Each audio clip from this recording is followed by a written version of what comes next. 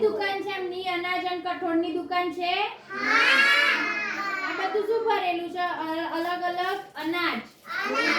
અને આ બધા કઠોળ ચલો એક એક નામ બોલવાના તમારાને શું કહેવાય મકાઈ વેરી ગુડ અને રાજમા અને ઘઉં બાજરી પછી આને દાળ કઈ દાળ છે ચણાની દાળ પછી આ પછી આ ચોળા